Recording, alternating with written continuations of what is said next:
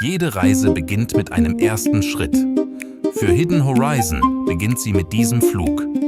Das hier sind meine ersten Minuten mit einer Drohne überhaupt. Keine professionellen Aufnahmen, keine jahrelange Erfahrung und keine perfekt geplanten Kamerafahrten. Nur Neugier. Die Neugier darauf, bekannte Orte aus einer Perspektive zu sehen, die man vom Boden aus niemals erleben kann. Für diesen ersten Flug musste ich nicht weit reisen. Kerbersdorf in Hessen. Ein Ort, den man kennt, wenn man hier lebt. Straßen, Häuser, Felder und Wege. Nichts, was auf den ersten Blick außergewöhnlich wirkt. Doch sobald die Drohne abhebt, verändert sich der Blick auf die Umgebung. Aus wenigen Metern Höhe wird Vertrautes plötzlich zu etwas Neuem. Vielleicht ist genau das die Idee hinter Hidden Horizon.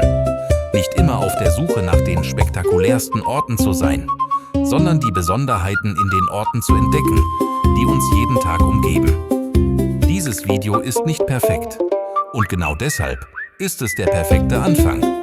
Willkommen bei Hidden Horizon. Explore what lies beyond.